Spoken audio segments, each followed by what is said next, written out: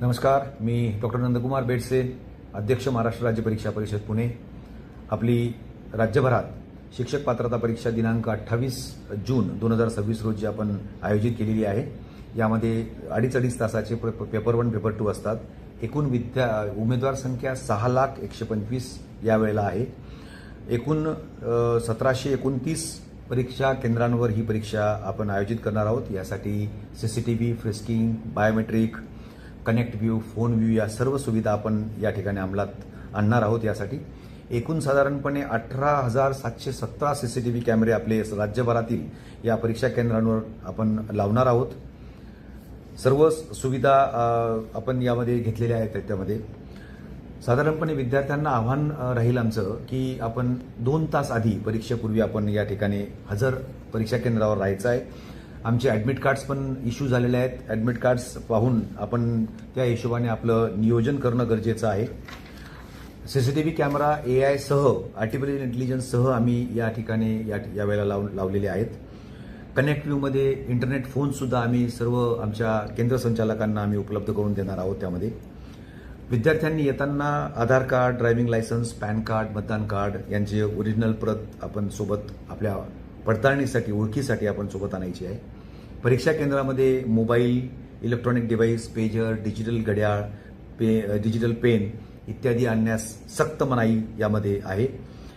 खास करून या परीक्षा आता सीसीटीव्हीमध्ये होत असल्यामुळे संपूर्ण चेहरा स्पष्ट दिसेल यासाठी दुपट्टा, बुरखा, मास्क, टोपी यापैकी कोणतेही आपल्याला परीक्षा केंद्रामध्ये घालता येणार नाही।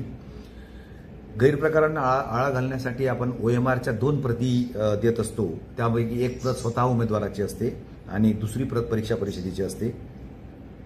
यावेळेला परीक्षा प्रत्येक प्रश्नपत्रिकेवर एक युनिक नंबर असणार आहे, QR कोड असणार आहे, जेणेकरून प्रश्नपत्रिका कोणाची आहे याचा साधारणपणे बोध होऊ शकेल। त्याचबरोबर प्रत्येक उत्तरपत्रिकेमध्ये OMRमध्ये राईट हँड साईडला किती प्रश्न आपण सोडवले याचे आकडेवारी देखील संबंधित उमेदवारांनी भरायची आहे। व्हिडिओ रेकॉर्डिंग, सीसीटीव्ही रेकॉर्डिंग संपूर्णपणे आपण यामध्ये अंमलात आणणार आहोत। दिव्यांग उमेदवारांसाठी एक विशेष आव्हान आमच्याकडून आम्ही करत आहोत। त्यामध्ये लेखनिक ज्या ठिकाणी आपण वापरणार आहात त्या ठिकाणी लेखनिक आणि दिव्यांग उमेदवार यांनी एक फॉर्म भरायचा आहे, हमीपत्र द्यायचं आहे शिक्षणाधिकारी यांच्या समोर। लेखनिक हा 12वी मध्ये शिकत असलेला अनिवार्य पाहिजे। त्याचबरोबर त्याचं 28 जून 2026 रोजी 19 वर्षाच्या वर त्याचं वय नको आणि कुटुंबातील व्यक्ती ही लेखनिक म्हणून चालणार नाही, असे काही मुद्दे आपल्याला दिव्यांग उमेदवारांना लक्षात घ्यायचे आहे। दिव्यांग उमेदवारांना जी वेळ आहे ती वेळ आपल्याला नियमितपणे 1 तासाला 20 मिनिटं याप्रमाणे आपल्याला प्रत्येक परीक्षा केंद्रावर आम्ही उपलब्ध करून देणार आहोत। एकूण 6,01,25 अर्ज आपल्याला या ठिकाणी प्राप्त झालेले आहेत। त्यापैकी आताचे इन सर्व्हिस शिक्षकांची संख्या आहे 2,26,000 आणि त्यांचे अर्ज आहेत 3,46,000 अर्ज आहेत। विविध 9 माध्यमातील वेगवेगळे विद्यार्थी त्यामध्ये आहेत। साधारणपणे 1,07,000 मराठीमध्ये आहेत, इंग्लिशमध्ये 6,000 आहेत। अशा प्रकारे सर्व 9 माध्यमांमध्ये आम्ही ही परीक्षा घेत आहोत। प्रवेशपत्र आपण वेळेवर डाउनलोड करून घ्यावे। कुठल्याही प्रकारच्या अफवांवर आपण विश्वास न ठेवता काही अडचण असेल तर आमच्या MSc पुणेच्या वेबसाईटला, त्याच्या मेलवर आपण आम्हाला वेळोवेळी भेट देऊ शकता आणि काही अडचण असल्यास आम्हाला संपर्क करावा।